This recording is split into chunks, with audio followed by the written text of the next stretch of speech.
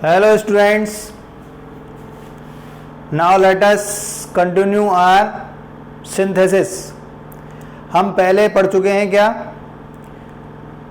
Joining of simple sentences into a simple sentence, joining of simple sentences into a compound sentence.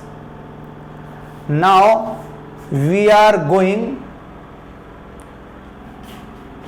to study complex sentences. बेटा complex sentences हमने पिछले एक class में पढ़ा है और हमने डिस्कस भी किया था कि एक कॉम्प्लेक्स सेंटेंस में एक मेन क्लॉज होता है और एक या एक से ज़्यादा उसमें होते हैं सबऑर्डिनेट क्लॉजेज. एक मेन क्लॉज होता है और होते हैं वन और more than one subordinate clauses.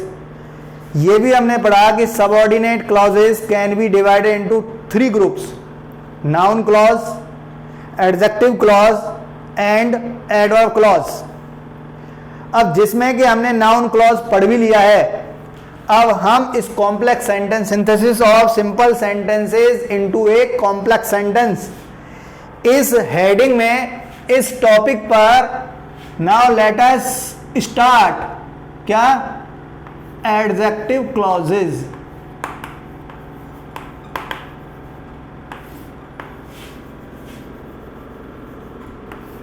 भाई कॉम्प्लेक्स सेंटेंस में एडजेक्टिव क्लॉज कैसे बनाया जाता है और कब बनाया जाता है? सबसे पहले तो हम ये समझें कि एडजेक्टिव क्लॉज होता क्या है. A clause, a subordinate clause, a subordinate clause which is used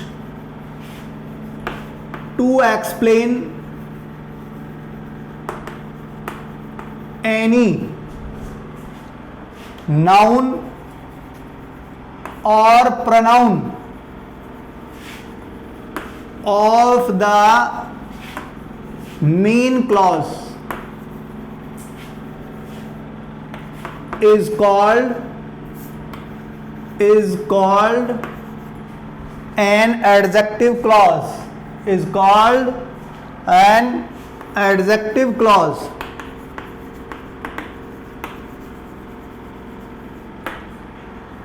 जैसा आपको बताया कि कॉम्प्लेक्स सेंटेंस में एक मेन क्लॉज होता है, बाकी सारे सबऑर्डिनेट क्लॉजेज होते हैं.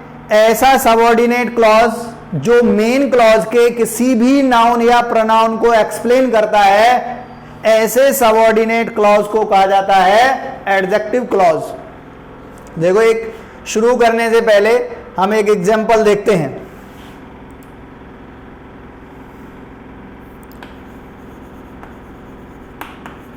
Sumit called the man. The man was carrying a bag. ये सेंटेंस पूरा, अब ये दोनों सिंपल सेंटेंस हैं. ये सुमित कॉल्ड द मैन, ये सिंपल सेंटेंस है. Man was carrying a bag, ये सिंपल सेंटेंस है. दोनों को जोड़कर एक कॉम्प्लेक्स सेंटेंस बनाना है. देखो, man was carrying a bag, कि एक आदमी बैग ले जा रहा था. वो आदमी को यहां पर एक्सप्लेन किया गया है. वो कौन है? The man. यहां पर जब एक सेंटेंस दूसरे सेंटेंस के किसी नाउन या प्रोनाउन को एक्सप्लेन करता है तो उसे एडजेक्टिव बनाकर कॉम्प्लेक्स सेंटेंस में चेंज कर दिया जाता है. देखो कैसे किया जाएगा. Sumit called the man. Sumit called the man. अब इसकी जगह पर हम रिलेटिव प्रोनाउन यूज करेंगे who. Who was carrying a bag? Who was carrying a bag? अब ये भाई सिंपल सेंटेंस था, ये कॉम्प्लेक्स सेंटेंस हो गया। कॉम्प्लेक्स सेंटेंस में जो कंजक्शन से जुड़ा होता है उसे सबऑर्डिनेट क्लॉज कहते हैं। तो ये है क्या, सबऑर्डिनेट क्लॉज। Subordinate clause. और ये है भाई मेन क्लॉज। अब मेन क्लॉज सीधी सी बात है, एक तो कंजक्शन से जुड़ा होता है subordinate clause, main clause free होता है। दूसरी बात सबऑर्डिनेट है, इसका सबऑर्डिनेट है तो ये इसके लिए काम करेगा। और इसके लिए क्या काम कर रहा है, यहां पर इसके एक नाउन को एक्सप्लेन कर रहा है, इसलिए ये है सबऑर्डिनेट क्लॉज। कौन सा, 3 तरह के बताए हैं, उनमें से कौन सा है ये, एडजेक्टिव क्लॉज। आई थिंक आपके समझ में आ गया होगा।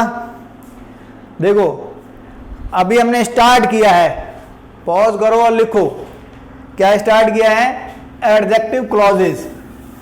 अब आपको बता दिया एडजेक्टिव क्लॉजेस का उपयोग करते कब हैं, जब 2 सेंटेंस दे रखे हैं या 3 सेंटेंस दे रखे हैं तो हमें एडजेक्टिव क्लॉज कब बनाना है, कि दोनों में से कोई एक सेंटेंस दूसरे सेंटेंस के किसी भी नाउन को एक्सप्लेन करता है तो उसे उठाकर हम बना देते हैं, उससे बना देते हैं हम एडजेक्टिव क्लॉज। अब बेटा एडजेक्टिव क्लॉज बनाने के लिए हमें यूज क्या करना पड़ता है, इसमें कंजक्शन का यूज नहीं करते हैं, इसमें करते हैं रिलेटिव प्रोनाउंस का यूज करते हैं। कंजक्शन की जगह क्या यूज किए जाते हैं, रिलेटिव प्रोनाउंस। एडजेक्टिव क्लॉज बनाने के लिए रिलेटिव प्रोनाउंस, वो भी कौन कौन से, हु, whom, whose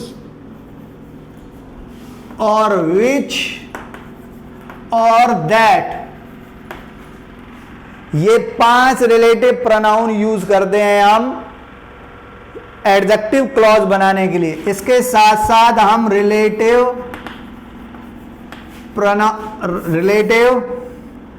एडवर्ब्स का भी यूज करते हैं।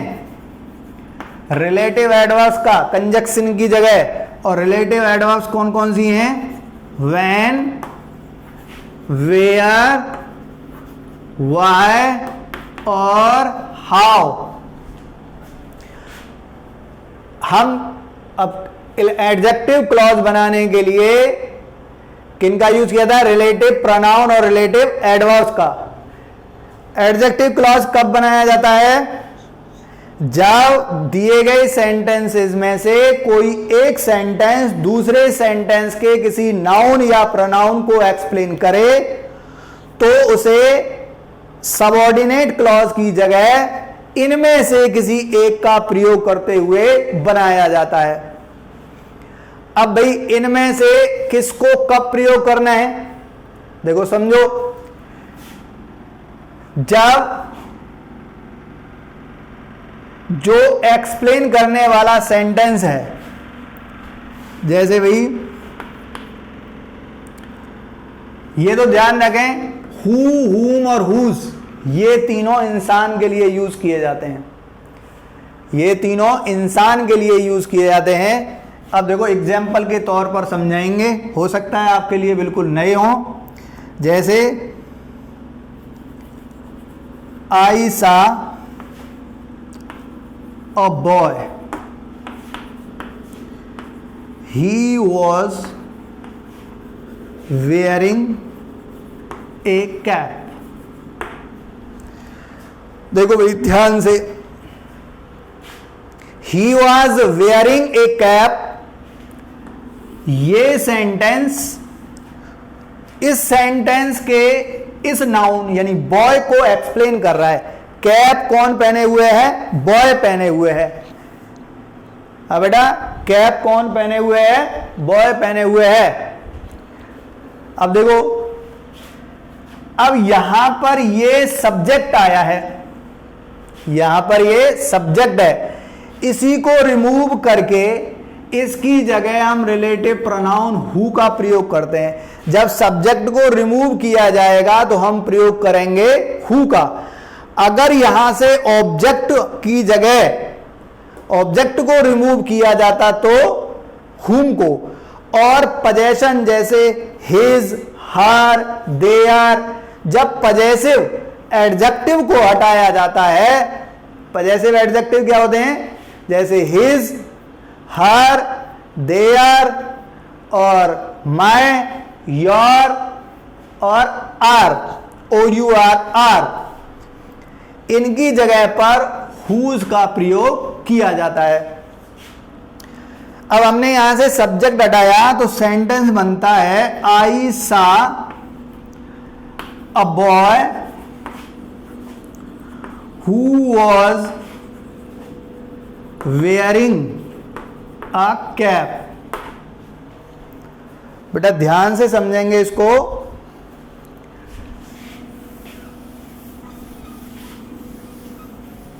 ये उम्मीद की जाती है कि आप साथ साथ नोट कर रहे होंगे। अब ये देखो, इसके अलावा जैसे a women was sitting in the room.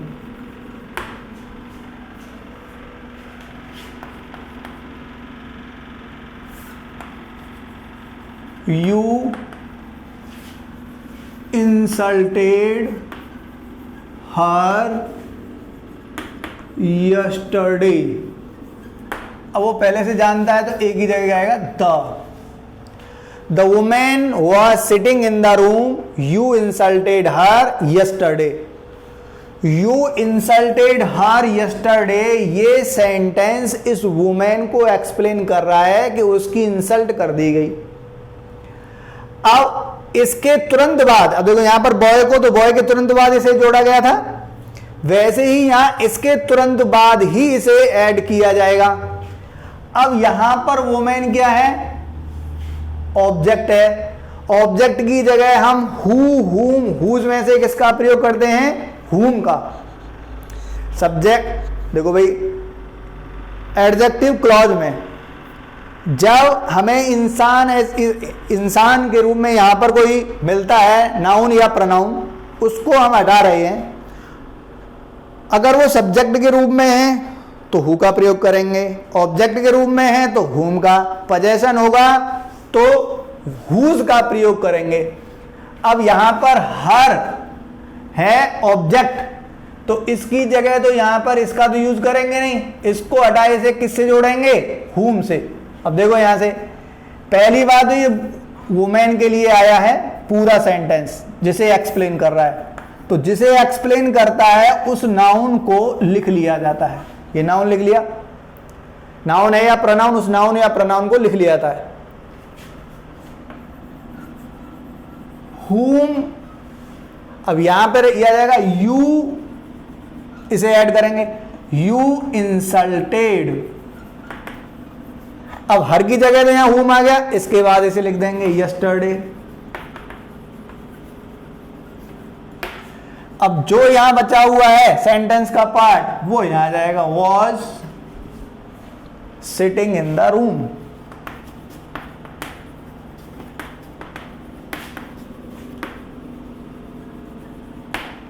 Sentence बन गया, the women whom you insulted yesterday was sitting in the room। तो बेटा और भी एग्जाम्पल करते हैं हम।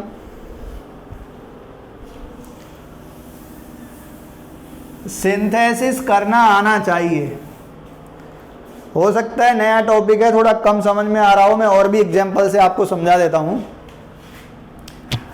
देखो भाई,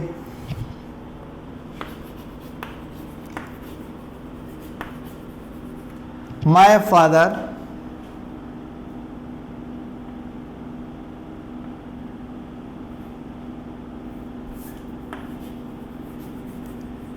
helped a poor man।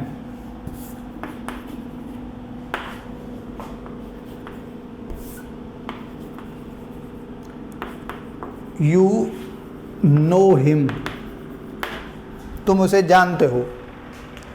You know him, तुम उसे जानते हो। किसे जानते हो? पुअर मैन को।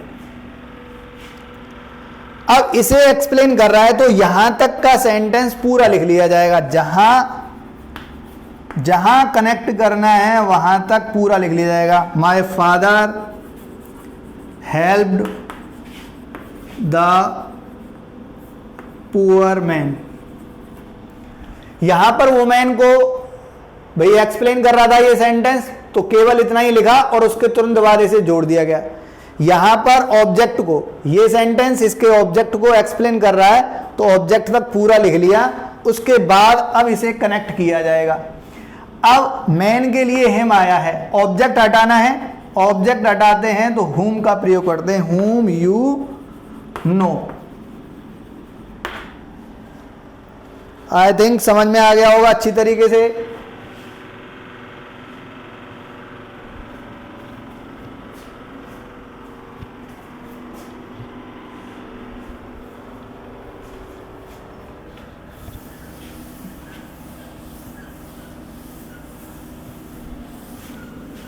अब देखो हुज का भी एग्जाम्पल कर लेते हैं।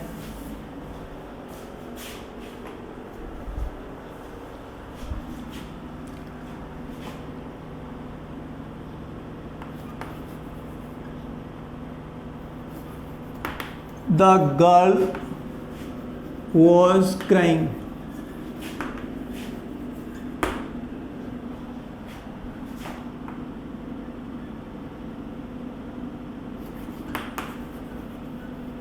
A monkey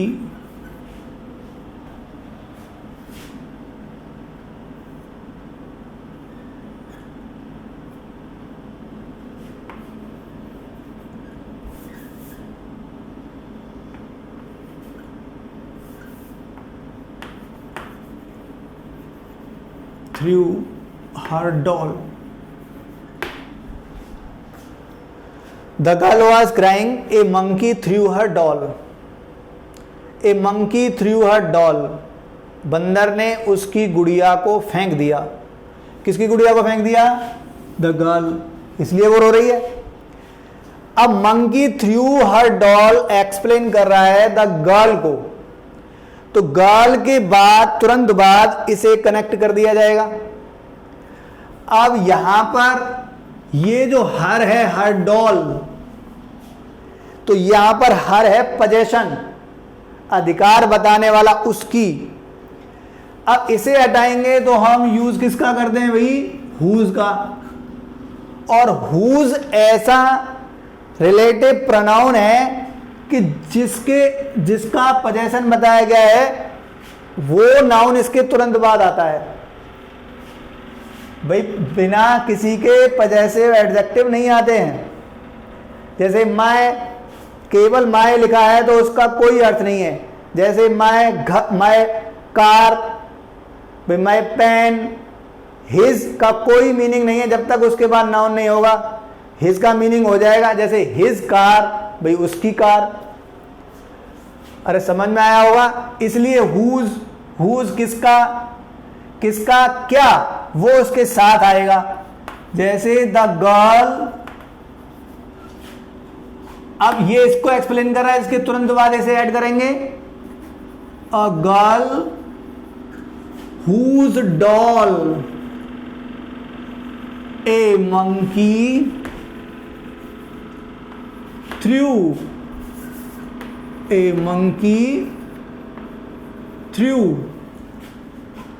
अब बचा रिमेनिंग, यहां आ जाएगा was crying.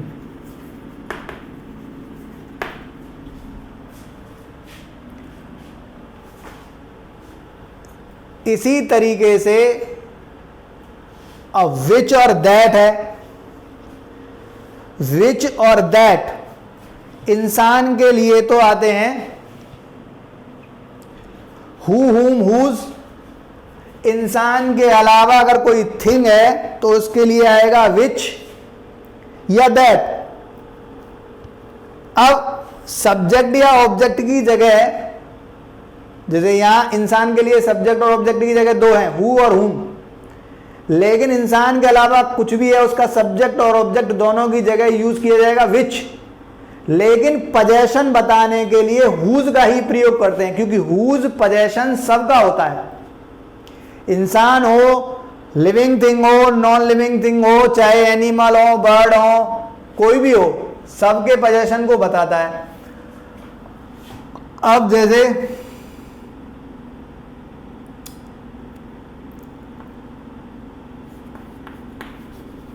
I have lost the pen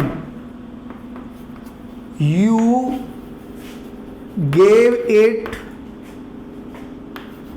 to me, जो आपने मुझे दिया था। अब You gave it to me किसको एक्सप्लेन कर रहा है? द पेन को।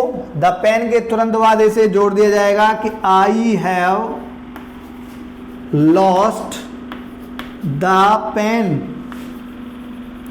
अब पेन के लिए अब यहां इट को हटाकर किसका यूज किया जाएगा? विच का। Which you gave to me, it हटाकर विच का प्रयोग कर दिया। अब बात आती है बेटा कि दैट का यूज कब करते हैं, ये ध्यान रखेंगे। जहां विच का यूज है वहां पर दैट का यूज किया जाता है। विच की जगह हम दैट का यूज कर देंगे, गलत नहीं होगा, लेकिन दैट कब जरूरी है? वहां विच का यूज नहीं करना चाहिए, केवल दैट का यूज करना चाहिए। इसके लिए क्या है, अगर इससे पहले यहां कहीं कोई इंट्रोगेटिव सेंटेंस आ जाए, इंट्रोगेटिव में क्लॉज हो, या फिर सुपरलेटिव डिग्री का यूज हो जाए,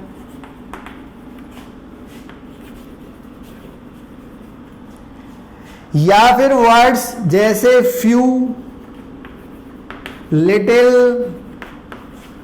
ओनली, सेम, सच, इनमें से किसी एक का यूज हो जाए, इनमें से, इन वर्ड्स में से किसी एक का यूज हो जाए, तो वहां हमें विच का प्रयोग नहीं करना चाहिए, दैट का प्रयोग करना चाहिए। कब? जब ये यहां पर इंट्रोगेटिव आ जाए, इस जगह कहीं सुपरलेटिव डिग्री का प्रयोग हो, या फिर यहां पर कहीं भी फ्यू, लिटिल, ओनली, सेम, सच का यूज आ जाए, तो हम विच का यूज नहीं करेंगे। किसका यूज करेंगे? दैट का। देखो इसका भी एग्जाम्पल हम एक पढ़ लेते हैं।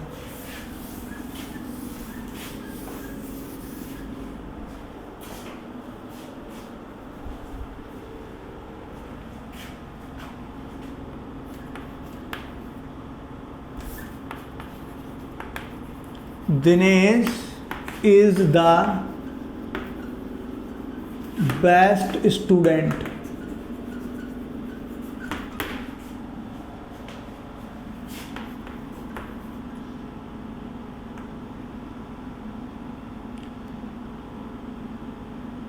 लेकिन इंसान के लिए इसका यूज नहीं करते हैं, दूसरा लिखते हैं। Dinesh gave me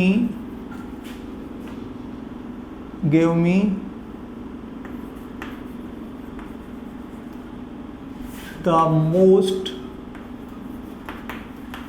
expensive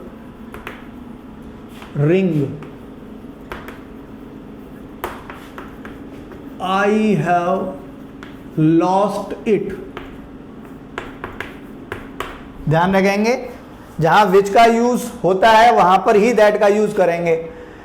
Dinesh gave me the most expensive ring, इसको एक्सप्लेन कर रहा है ये सेंटेंस। तो इट को हटाकर इसके तुरंत बाद हम विच की जगह किसका यूज करेंगे? दैट का। तो सेंटेंस हो जाएगा Dinesh gave me the most expensive ring अब इसे ऐड करना है, इट को हटाकर विच नहीं, अब यहां पर क्योंकि यहां पर सुपरलेटिव डिग्री आ गई, द मोस्ट एक्सपेंसिव, तो यहां पर आ जाएगा क्या, that I have lost, that I have lost. आज की क्लास यहीं पे फिनिश होती है, इससे आगे हम कल पढ़ेंगे।